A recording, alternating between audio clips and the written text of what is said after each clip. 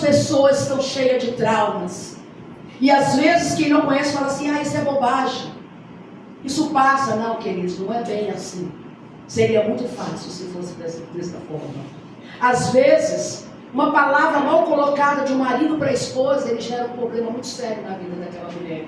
Às vezes, uma palavra mal colocada de uma esposa para o seu marido, ela pode também fazer um estrago na vida desse homem.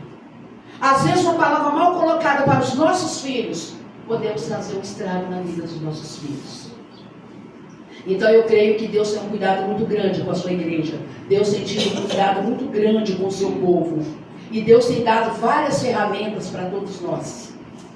De tudo isso, por mais que a gente estude, por mais que a gente venha aprendendo, mas eu quero dizer que nosso Deus é soberano. Ele pode todas as coisas. Nós não fazemos só com a nossa força. Eu falo que Deus nos permite algumas habilidades, Deus nos permite algumas coisas para que a gente pelo menos faça melhor para lidar com as pessoas. Como eu trabalho com as pessoas, então eu sempre tenho que estar estudando, eu sempre tenho que estar informado, tenho que estar inteirada mesmo. Eu já fiz umas 16 certificações só para trabalhar com pessoas. Mas sabe por quê, irmãos, que eu faço isso? Não é questão de mérito, não. Porque eu falo que Deus me deu o privilégio de cuidar de algo mais importante, que são vidas. Aleluia. E só Ele que morreu naquela cruz, por mim e por você.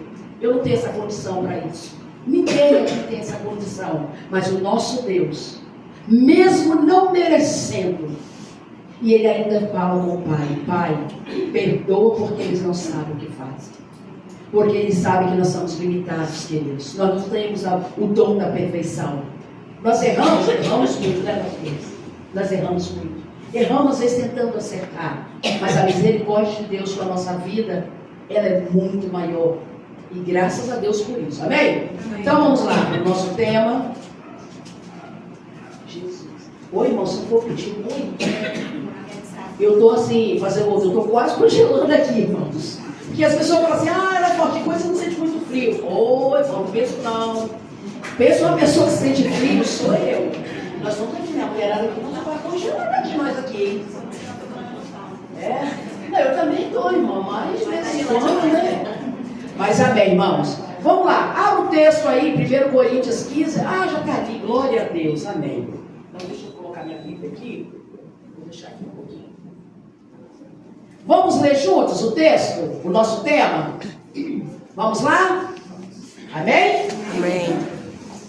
Juntos, vamos lá. Portanto, meus amados irmãos, sede firmes e constantes, sempre abundantes na obra do Senhor, sabendo que o vosso trabalho não é vão no Senhor. Amém, queridos? Glória a Deus.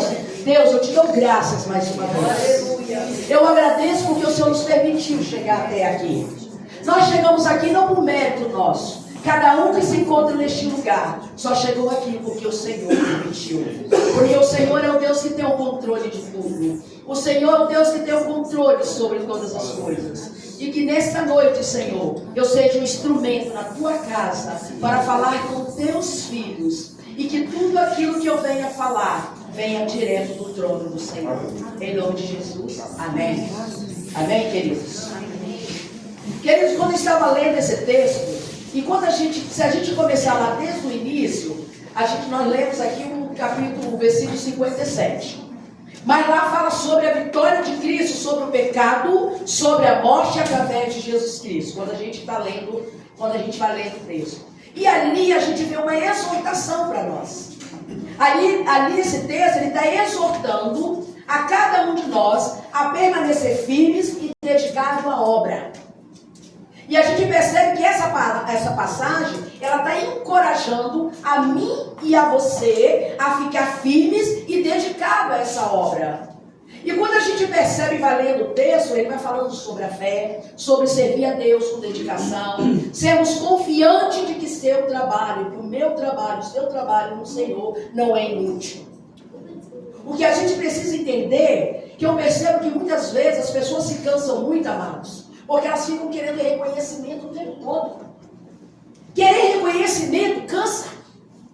Tudo aquilo que está fora do nosso controle, irmãos, ele cansa não só o nosso físico, cansa a nossa alma e cansa a nossa mente. E aí, às vezes, e quando a gente lê esse texto, eu falo que ela é uma exortação para mim e para você, e a gente entender o poder dessa constância e a abundância no serviço vem de Deus. E quando você continua lendo o texto, aqui ele está falando da vitória sobre a morte, da ressurreição. E a gente sabe, quando você continua lendo o texto, ele vai falar novamente sobre a firmeza, sobre a constância. E essa exortação que vem para nós, para mim, para você como igreja, ele está falando bem claro sobre isso. Quando ele chama, ele está chamando a nós, para nós termos uma fé, uma vida cristã. E isso está dizendo assim, não se desvie da sua fé, não se afaste da sua fé. Se nós entendermos, como aqui o pastor ele falou, se nós entendermos que o nosso foco, que nós temos que estar ligados em Cristo, ligados na videira, nós vamos manter um ritmo constante em Deus. E quando a gente vai falar da abundância na obra do Senhor, a gente percebe que ali está incentivando nós, os crentes, aqueles que servem a Deus, serem abundantes na sua obra. Eu falo que a obra do Senhor ela tem muita coisa para ser feita, não tem, amado? Às vezes eu percebo pessoas perguntando assim, gente, mas o que tem para me fazer? Oh, meu Deus, quantas coisas nós podemos fazer na obra do Senhor. O cuidado que a gente tem que ter, porque muitas vezes as pessoas estão procurando o que fazer, mas querem uma posição que tenha destaque. Esse não é a questão.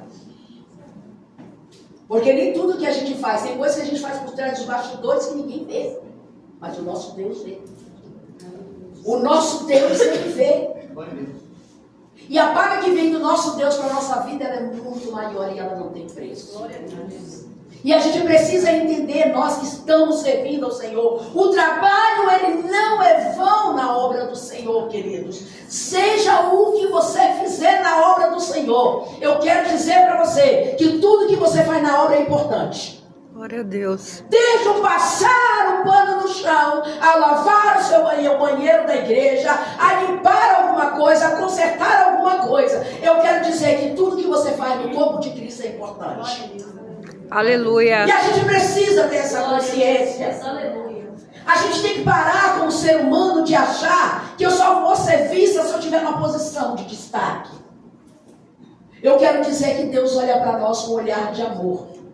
Ele sabe como nós nos comportamos na tua obra.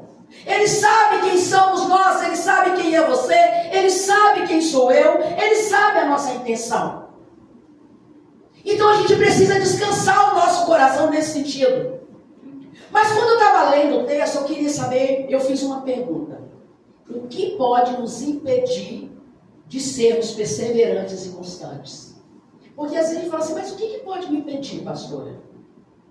Mas antes disso tudo, quando a gente vai lendo esse texto aqui, eu gosto muito de anotar, eu sempre costumo dizer, tá? Eu sou sobrinho de 10 professoras. Então, sobrinho de 10 professoras, eu gosto de escrever. Glória a Deus por isso.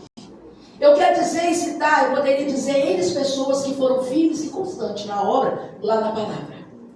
Se você abrir a sua Bíblia, por exemplo, Ruth.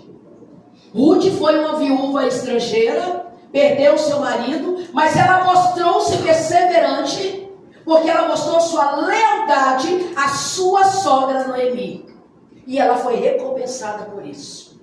Vocês se lembram quando Noemi ficou viúva, perdeu os filhos? E aí ela estava com as suas 2 noras.